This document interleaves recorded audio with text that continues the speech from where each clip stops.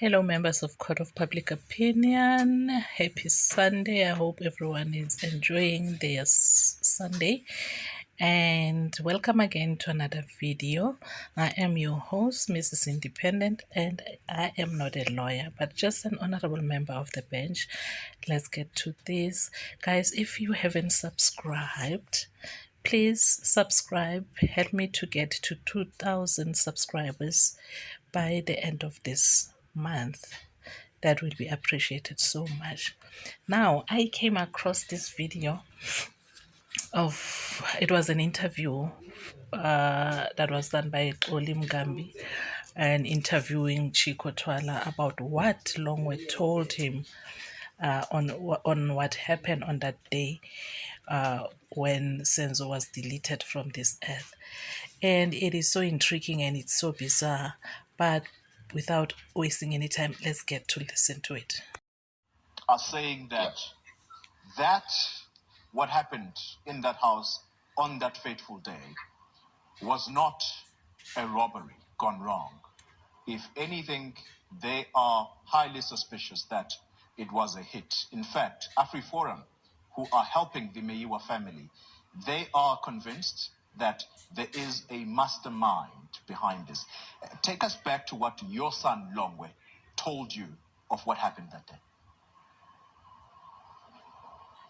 My son told me, if I recall, my son told me there was a person who was going up and down outside with a phone. He doesn't know who he was talking to. I don't want to mention the name. Amongst the people who were in the house, he mentioned that someone was making up and down, going in and out and all that. Yeah. Because what my son told me made me to have lots of suspicion. But unfortunately, the police, fortunately, probably because of the arrest that we have now, maybe the police actually did everything that they could to lead to the arrest. Probably what I suspected, it's what is happening now. And I'm quite intrigued by what you're saying, that you're not going to mention a name. Is the name of this person who was walking up and down with the phone, is the name of this person known to you? I don't want you to disclose him because you respect certain... He's not known to me. I don't know him. I have never met him. I'm told that he's one of Senzos' friends.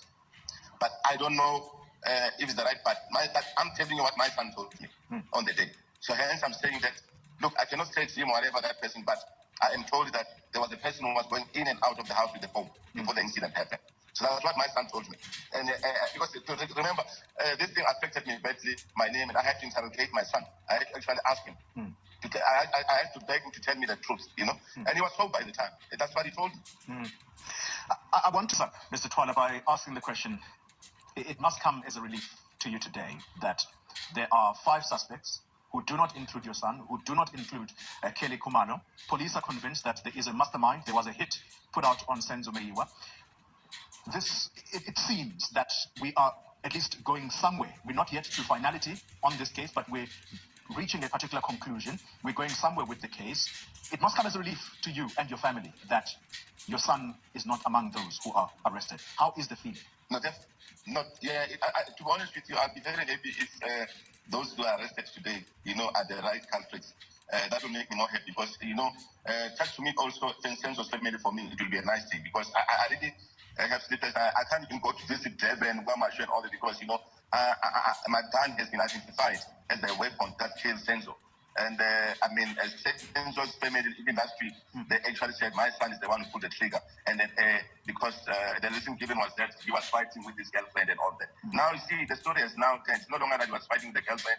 Senzo was mistakenly shot by my son and Kelly and them were protected. It's now hit and all that. You hear all these different stories. Yeah. I think for me, to be honest with you, we really need to find out what exactly happened. If it's a hit, then, it's a different story compared to what we had on social media and all that, and what Beirut actually spread. Beirut is the one actually spread in this situation today. Yeah. Final question to you, Mr. Twala, and I can see that the technology is letting us down as we taper down here. The journalists, I'm about to speak to someone who is an expert in how journalists conduct their work. Tell us about what your how you see this having played out, and whether you feel that media may have treated you in a manner that is unfair. How do you feel towards journalists and the work that they did in as far as trying to keep this story alive? Because it was important for us, the media, to keep the story alive so that law enforcement does what it's supposed to do. To be honest, I don't blame the media. Social media is actually the ones that I blame. Maybe I should differentiate between you guys and social media, because social media can be someone sitting at home bored and all that and start spreading these rumors, you know. But obviously, some of the content that the media took it from social media. But social media is the one that actually spread these lies more than anyone else. Chicco, thank you very much for your time, sir, and your. And you see now, if you listen quite attentively, you would you'll piece the dots together, because now when he says his son told him that one of the people who was in the house were doing up and down, in and out, and he was on his phone. Now remember, Makeleni said, the late Makeleni, he said he saw two African male outside on their phones. So to my mind, it looks like allegedly it was Mthokozisi and Tumelo outside, because they saw the way Longe was behaving and the way he was not unsettled. So maybe they went outside to be on their phone and just leave him, because remember what they said, he came into the house and never greeted anyone. So it's possible that he saw Tumelo and Thokozisi Twala outside. But again, the father being the father, is doing cimamlilo, you see, and he really trying to do some PR for especially his name more than anything else. And this is what he had to say in closing. Take a listen.